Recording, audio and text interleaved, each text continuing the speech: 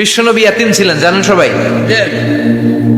মায়ের পেটে থাকতেই বাবা নাই, 6 বছর বয়সে মা নাই, দাদার কাছে মানুষ হলেন, 8 বছর বয়সে দাদাও নাই, চাচার কাছে মানুষ হলেন, তার মানে ইয়াতিম ছিলেন, ঠিক কিনা? আপনি ইয়াতিম ছিলেন, আমি আপনার আশ্রয় দিয়েছি। এরপর আল্লাহ 2 নাম্বার অনুগ্রহের কথা বললেন, ওয়া ওয়াজাদাকা দাল্লান ফাহাদা। ও নবী, আপনাকে আমি পথহারা পথিকের মতো ঘুরতে দেখেছি, তারপরে সঠিক পথ দেখিয়ে দিয়েছি। ওয়াজাদাকা দাল্লান, আমি আপনারে গোমরা অবস্থায় পেয়েছি, এরকম বলা যাবে? বিশ্বনবী কি 40 বছর বয়সের আগে গোমরা ছিলেন? না। He was searching the right path and Allah guided him to the truth way, to the correct way. উনি পথ খুঁজছিলেন। আমি যাব দেবিদ্বার, কি রে পথ এইটা না ওইটা? আল্লাহকে ওইটা না এইটা দিয়ে যাও। আমরা পথ হারালে পথ দেখায় কে? আবার তাফসিরে এসেছে, আপনি হারিয়ে গিয়েছিলেন, আমি আপনাকে ফিরিয়ে দিয়েছি। পাহাড়ি কোন একটা রাস্তায় বিশ্বনবী ছোটবেলা হারিয়ে গিয়েছিলেন, আল্লাহ তাআলা বিশ্বনবীকে আবার চাচার কোলে ফিরিয়ে দিলেন। এই বর্ণনাটা দুর্বল। সঠিক মত হচ্ছে বিশ্বনবী পথ খুঁজছিলেন, সঠিক পথ, আল্লাহ বিশ্বনবীকে সঠিক পথ দেখালেন। সুবহানাল্লাহ পড়েন। 3 নাম্বার অনুগ্রহ, ওয়াজাদাকা আইলান ফাআগনা, আপনি ছিলেন নিঃস্ব, টাকা পয়সা ছিল না। তাফসিরে এসেছে ফাআগনা বিখাদিজা, খাদিজার মাধ্যমে আমি আপনারে ধনী বানায়া দিছি। বিশ্বনবীর কিন্তু টাকা পয়সা ছিল না জানেন, ছাগল চড়াতো, কাউবয়।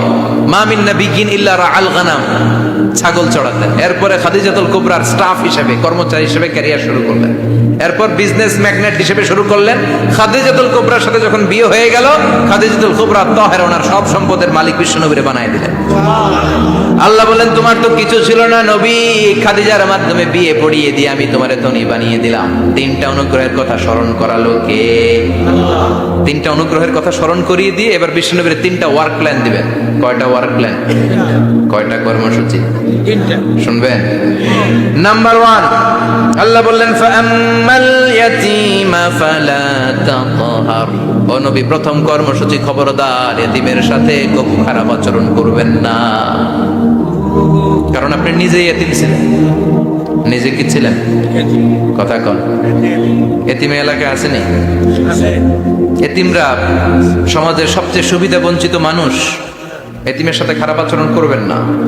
বিশ্বনবী বলতেন, এদিকে তাকান, আঙ্গুলের দিকে তাকাইছেন, আনা ওয়া কাফিলুল ইয়াতীমি হাকাদা ফিল জান্নাহ, আমি এবং এতিমের রক্ষণাবেক্ষণকারী, লালন পালনকারী একসাথে এইভাবে জান্নাতে থাকবে। এতিমের পালনকারী আমার প্রতিবেশী হবে, আর লালন পালন করবে তো দূরের কথা, এতিমের মাল খাইয়া শেষ। আছে না নাই? ইন্নাল্লাযীনা ইয়াকুলুনা আমওয়ালাল ইয়াতামা যুলমান ইন্নামা ইয়াকুলুনা ফি বুতুনিহিম নারা ওয়া সায়াসলাউনা সাঈরা। তুই এতিমের মাল খাস, তুই এতিমের সম্পদ খাস নাই, তুই জাহান্নামের আগুন পেটে ঢুকিয়েছিস। এতিমের সম্পদকে সে রক্ষণাবেক্ষণ করে দিয়ে এতিমের একটা ব্যবস্থা করে দিবে, ওইটা না, এতিমের সম্পদ মাইরা খায়া ফেলায়। তুমি এতিমের সম্পদ খাও নাই, তুমি জাহান্নামের আগুন পেটে ঢুকিয়েছো। এতিমকে ভালোবাসবেন, এতিমরে ভালোবাসা মানে নবীরে ভালোবাসা, কারণ আমার নবী এতিম ছিল, ঠিক কি না? এতিমের মাথায় হাত বুলিয়ে দিবেন। আল মাসহু, খেয়াল করেন, আল মাসহু আলা রাসিল ইয়াতীম ইউজিলু কাসওয়াতাল কলব। এতিমের মাথায় হাত বুলিয়ে দিলে হৃদয়ের কাঠিন্যতা দূর করে দেয় কে? এক সাহাবী এসে বললেন, ইয়া রাসূলুল্লাহ, জাআ রাজুলুন ইলা রাসূলিল্লাহ ওয়া ইয়াশতাকি কাসওয়াতাল কলব। এক লোক এসে বলে, নবী, আমার হৃদয়টা বড্ড শক্ত, হৃদয় নরম হয় না, এমন কিছু আমারে শিখিয়ে দেন যাতে হৃদয়টা নরম হয়ে যায়। বিশ্বনবী বললেন, তোমারে 3টা কাজ করতে বলবো। 1, ইরহামিল ইয়াতীম, এতিমের প্রতি রহম দিল হও। 2, আমসাহ আলা রাসি, এতিমের মাথায় হাত বুলিয়ে দাও। 3, আতইম তাআমাকা মাআহু, তোমার খাবার তার সাথে শেয়ার করো। ইয়ালিনু কলবুক, তোমার হৃদয়টা নরম হয়ে যাবে। অনেকে আছে দোয়া করলে চোখ দিয়ে পানি বের হয় না, আছে না নাই? কঠিন হৃদয়, হৃদয় নরম হয় না, এতিমের মাথায় হাত বুলিয়ে দিবেন, আপনার হৃদয়টারে নরম করে দিবে কে? বিশ্বনবীর আল্লাহ বললেন, নবী, ফাআম্মাল ইয়াতীমা ফালা তাকহার, এতিমকে তুচ্ছ জ্ঞান করবেন না। আপনি নিজেও এতিম ছিলেন, ছোটবেলা বিকেলে খেলতে খেলতে সবার বাবা এসে ছেলেদেরকে নিয়ে যেত, আপনারা নেয়ার মতো কেউ ছিল না। আপনি নিজে এতিম ছিলেন, আপনি ওদের দুঃখ বুঝবেন, এজন্য খবরদার, ফাআম্মাল ইয়াতীমা ফালা তাকহার।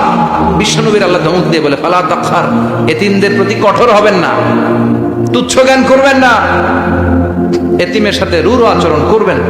এতিমের সাথে রূঢ় আচরণ করা কবিরা গুনাহ। এদের নামে আল্লাহ কোরআন একটা সূরা দিয়েছেন, আল মাউন।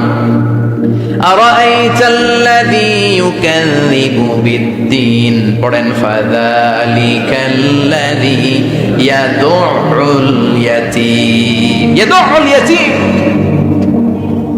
আপনি কি দেখেন নাই ওরা দিনকে অস্বীকার করে আর ওরা এতিমকে ঘাড় ধাক্কা দিয়ে বের করে দেয়।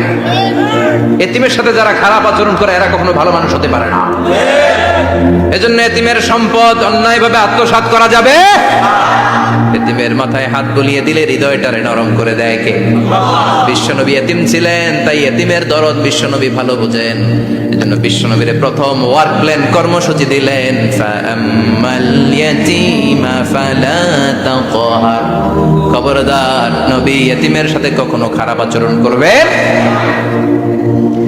2 নম্বর কর্মসূচি, ওয়া আম্মাস সাইলা ফালা তানহার। ও নবী, যারা সাইল, যারা ফরিয়াদি, যারা ভিক্ষুক, কখনো তাদেরকে ধমক দিবেন না। ভিক্ষুককে ধমক দিয়েন না, ফিরিয়ে দিয়েন না।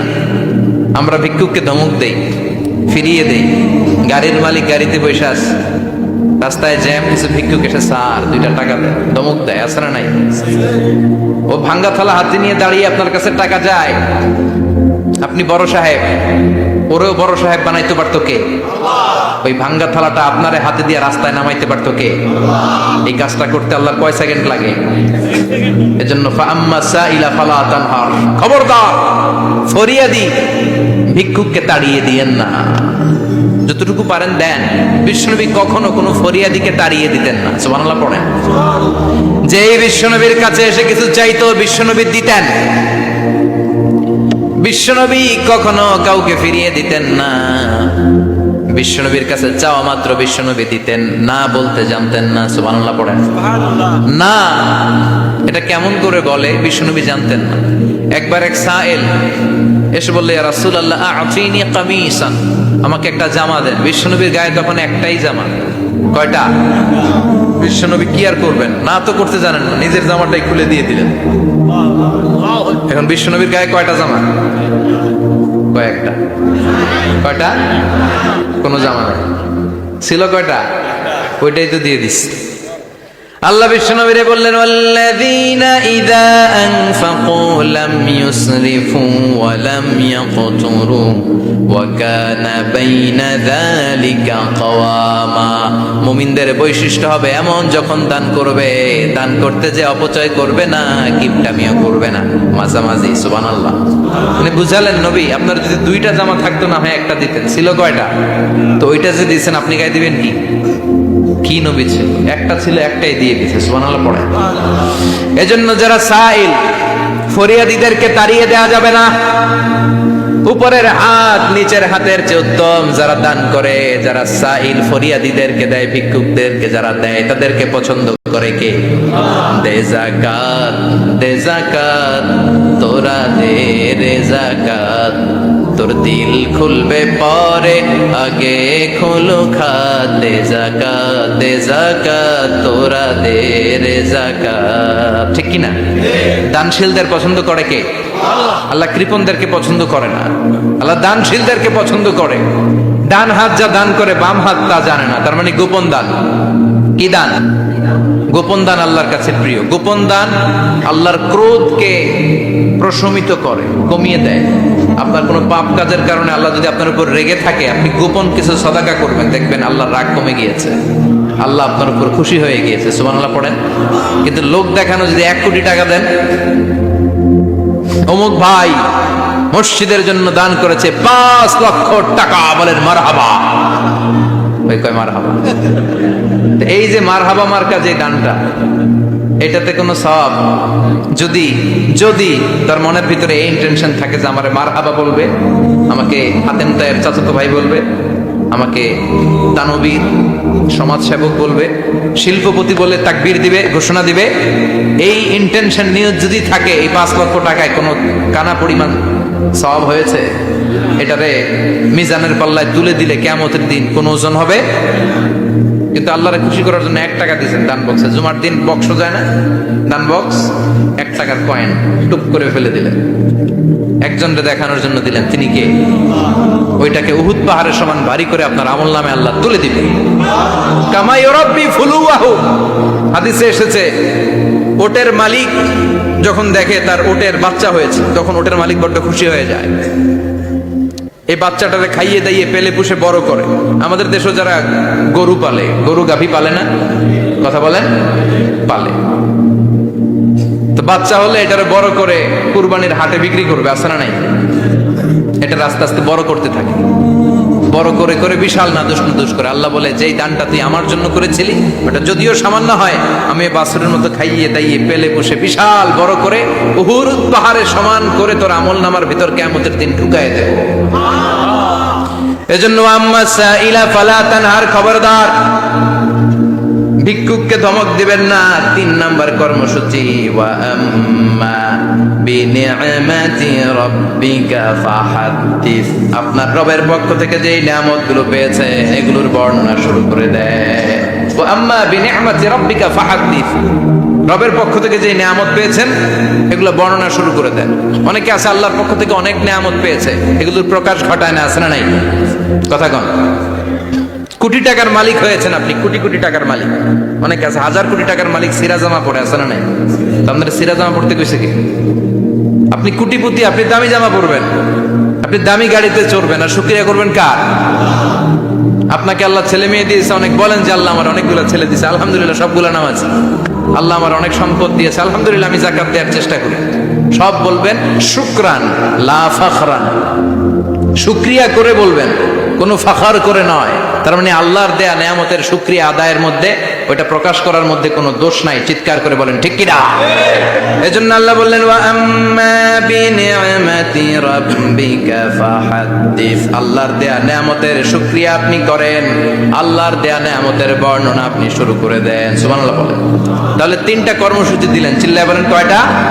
1 নম্বরে আল্লাহ বললেন, ফা আম্মাল ইয়াতীমা ফালা তাকহার, খবরদার এতিমদেরকে ধমক দিবেন না। যারা সুয়াল করে, ফরিয়াদ করে, তাদেরকে ফিরিয়ে দিবেন না, আর নিয়ামতের শুকরিয়া করেন।